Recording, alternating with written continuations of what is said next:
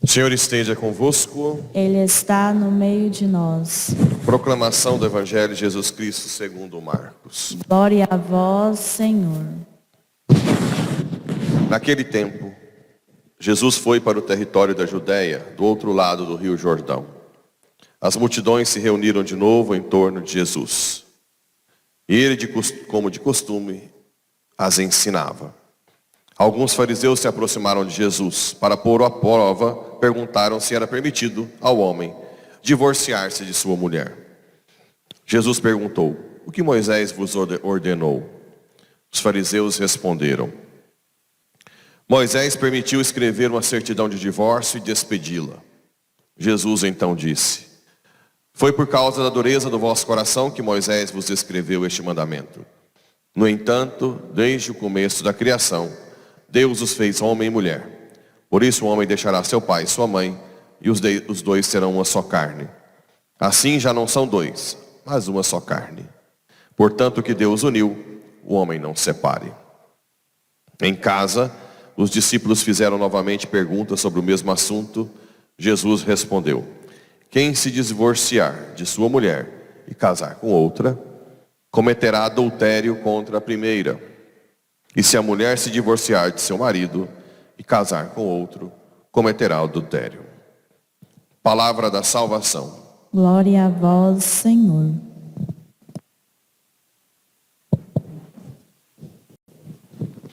A carta de São Tiago continua direta, muito clara, né? Agora ele está condenando as murmurações. Não queixeis uns dos outros, para que não sejais julgados.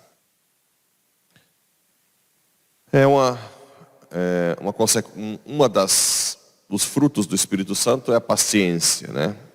Que para São Francisco é um dos frutos mais difíceis. A paciência envolve todo ser humano, segundo São Francisco. Quem tem paciência é a pessoa que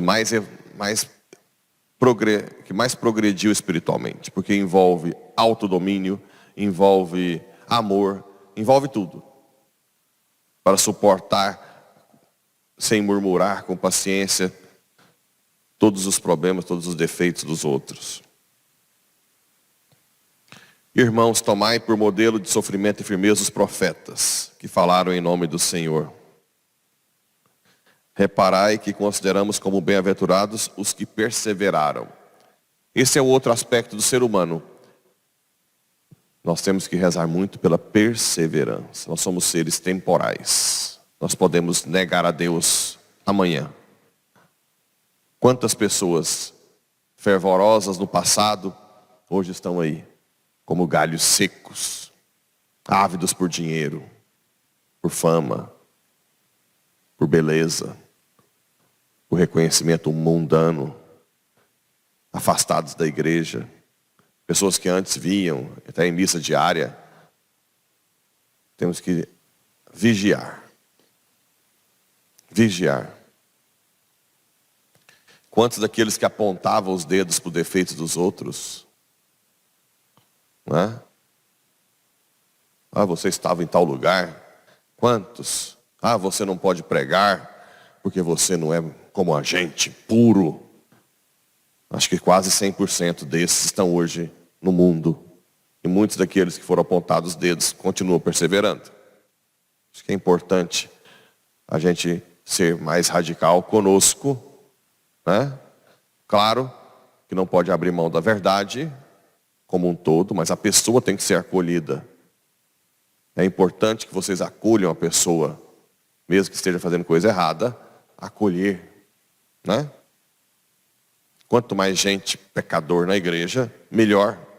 É essa a função dela. A igreja não é dos que são santos, puros. É de quem está a caminho. Ouvistes falar da perseverança de Jó, e conheceis o êxito. A perseverança gera fidelidade, né?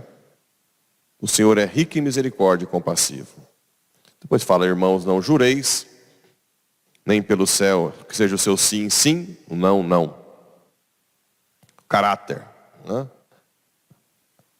A sua credibilidade. Hoje nós estamos vivendo a teologia da credibilidade. O que é credibilidade? Tem gente que acha assim, que eu falei alguma coisa que é pecado mortal, todo mundo agora, se fizer, está em pecado mortal. Não é bem assim.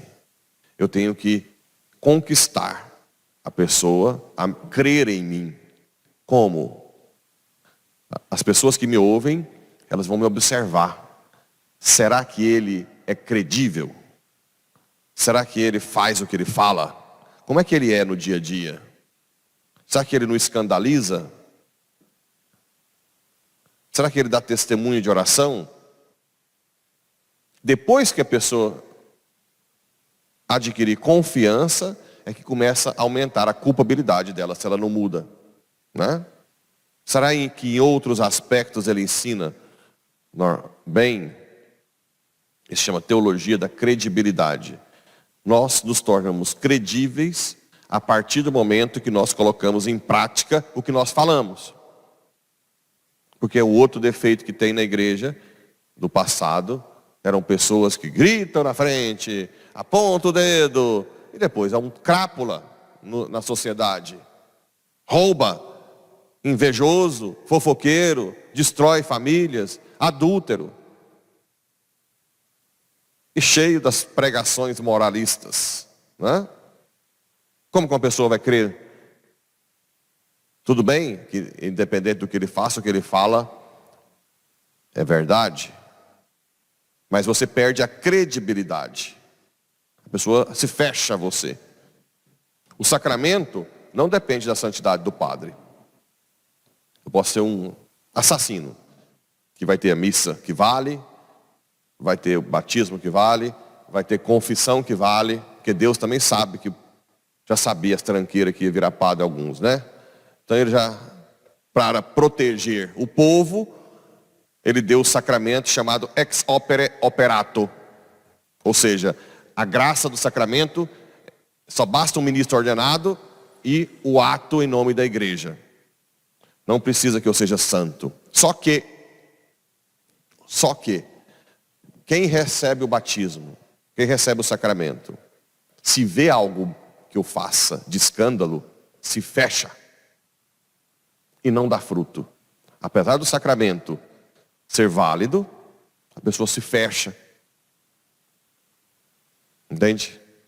Então a santidade do padre não é importante para a validade. Ela é importante para que a pessoa cresça na graça. Assim, a santidade de vocês. Quando vocês falam de Deus, o povo vai te observar lá no seu trabalho. Quem é essa pessoa que está querendo me levar para Deus? Se vê que é uma pessoa que é igual às outras, mesquinhas, né? Que não tem, uma pessoa que não é agradável, né? Chega com a Bíbliazinha, ou então, até no outro extremo, chega com a Bíblia, chega com um terço na mão, nas festas, com aquela cara feia. Essa festa tem álcool. Por que você me chamou nessa festa que tem álcool? Ah, vai trancar no seu quarto. Ninguém te aguenta, né? Chega para ser alguém agradável. Como é que alguém vai converter para alguém que é pior do que todo mundo? Está todo mundo agradável lá e um com a cara feia, falando que aquilo ali é do mal. Tem esse que converte, né? E no Evangelho, nós temos aqui a famosa parte do matrimônio. De que não se deve divorciar. Um matrimônio válido e consumado, que é consumado, que teve relação sexual, ninguém pode anular. Ah, padre, mas e as declarações de nulidade? Como a igreja, também, ao longo da história, deixou muito a desejar na formação dos casais, na catequese, os pais não ensinam. Hoje está tendo muito casamento inválido. O que é casamento inválido? Que o consentimento não é um consentimento verdadeiro, que a consciência do matrimônio, pelo menos a nível natural. Como assim? A igreja não exige que quem casa tenha uma fé enorme para ser válido. Ela exige que quem casa tenha pelo menos o conhecimento de que matrimônio é para sempre, fiel, aberto à vida. Hoje, nem isso o povo está casando, sabendo. Eles casam, se der certo bem, se não der certo eu separo. Eu não quero ter filhos, porque filhos me dá... Tudo isso é nulo, o casamento não é verdadeiro. Então o que o Papa Francisco diz é que grande parte dos casamentos hoje... Então a falta de fé não invalida, mas a falta de fé tão grande pode dar defeito de consentimento. Então qual que é a postura nossa hoje? É chegar em todo mundo de segunda união e falar que tem pecado mortal? Que você é um adúltero, você tem pecado. É assim? Não. Não. Porque primeiro a culpa é da igreja, que não prestou para ensinar direito. Tem gente que vai curso de noivo e ensina contracepção no curso de noivo. Até hoje. Né? Então a igreja... Depois primeiro os pais, que não ensinaram nada. A igreja, os membros da igreja. Quando fala igreja, os membros, né? A nossa igreja é santa. Os meus pecados, a minha miséria, não suja a igreja, não. Se vocês me virem fazer besteira, sou eu. Eu, não é a igreja. Quando eu faço a coisa boa, é a igreja. Então, isso gerou uma bagunça de consentimentos errados. Então o que a gente faz hoje? Se tiver filho, não deve separar. Não deve separar. Isso é magistério da igreja. A gente entra com o pedido de nulidade para ver se tem algum defeito de consentimento. E acompanha esses casais. Ok? Acompanha esses casais. Com acolhida, participando das outras pastorais. Só não posso dar a comunhão. Até o tribunal decidir. Hoje demora em torno de 2, 3 anos. Infelizmente tem que pagar. Não sou contra pagar porque tem muita despesa. O Papa não queria que pagasse, mas se eles não pagarem, aí as paróquias têm que pagar de todo mundo, imagina. E alguém tem que pagar essa conta. Quem sabe, não sei, se um dia cria-se um fundo para ajudar. Mas quem não tem condição, geralmente eles dão desconto. Geralmente eles ajudam. Então muito cuidado com o casal de segunda união, porque eu acompanho eles lá dentro e eles têm muito mais amor à Eucaristia que 90% do povo que comunga lá como de qualquer jeito. Choram, gritam na minha frente. Toda vez que entra, desaba, porque queria comunhão. Então hoje a gente tem que tomar muito cuidado nesses casais de segunda união. Caminhar juntos, fazer com que eles apaixonem por Jesus, e porque são erros de décadas. Décadas, as catequeses que não ensinam nada, os pais que não ensinam nada. Né? E aliás, ensina nada não, ensina a ganhar dinheiro para ser independente. Isso ensina. Né? Tem um emprego. Como é que uma pessoa dessa vai entender que é matrimônio, fidelidade, abertura à vida? Não tem jeito. Então nós temos hoje um momento que nós estamos pegando as pessoas doentes e tentando curar. Né? Essa é a nossa função. Pegar aquela tanta de gente doente e começar a dar remédio para curar. E aí, a partir dali, Deus vai dando discernimento. Se houve um casamento de verdade ou não, se a pessoa tem que viver para sempre sem separada, né? Ou se vai sair a nulidade, a gente vai fazer o casamento. Graças a Deus aqui, nós tivemos vários casos para regular casamento. Estamos com vários casos no tribunal, vários. Eu mando tudo para o tribunal, caço uma forma, né? Porque eu sei do drama que é, a dificuldade que é. Então que Deus nos ensine hoje a catequizar bem os casais. A pastoral familiar está aí para isso. E aqueles que já estão feridos, a tentar ajudá-los a se curar. Assim seja.